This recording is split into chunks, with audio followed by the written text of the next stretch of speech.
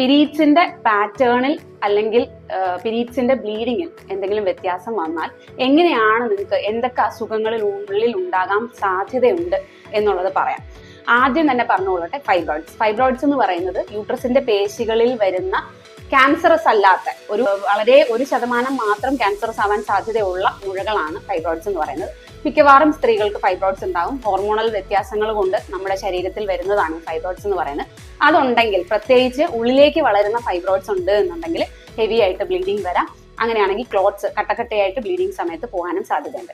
രണ്ടാമത് കോമൺ ആയിട്ട് പറയുന്നത് പോളിപ്സ് ആണ്. പോളിപ്പ് എന്ന് പറയുന്നത് യൂട്രസിന്റെ ഉള്ളിലെ ലൈനിങ്ങിൽ നിന്നാണ് നമുക്ക് സാധാരണയായിട്ട് പീരീഡ് സമയത്ത് ബ്ലീഡിങ് ഉണ്ടാകുന്നത്.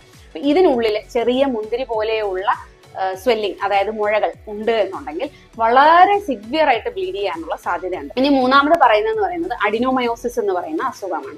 എന്താണ് അഡിനോമയോസിസ്? പേശികൾക്ക് വലിപ്പം കൂടുതൽ ഉണ്ടാകുക. പേശികളുടെ വലിപ്പം കൂടിയ യൂട്രസ് ആകുമ്പോഴത്തേക്കിന് കുറച്ചുകൂടെ ബ്ലീഡ് ചെയ്യാനുള്ള ഏരിയ കൂടുതലാണ്. അത് കാരണം ബ്ലീഡിങ് അമിതമായി വരാം. അങ്ങനെ ഉണ്ടാകുന്ന ബ്ലീഡിങ് കൂടുതൽ പെയിൻഫുള്ളും ആയിരിക്കും. ഇത് സാധാരണയായിട്ട് 1-2 പ്രസവം കഴിഞ്ഞ് വരുന്ന സ്ത്രീകളിലാണ് കാണുന്നത്. ശരിക്കും അഡിനോമയോസിസ് എന്ന് പറയുന്നത് കംപ്ലീറ്റ്ലി നമുക്ക് ട്രീറ്റ് ചെയ്ത് സർജറി ഒന്നും ഇല്ലാതെ ക്യൂർ ചെയ്തെടുക്കാൻ പറ്റുന്ന ഒരു കണ്ടീഷനാണ് എന്നുള്ളതാണ്.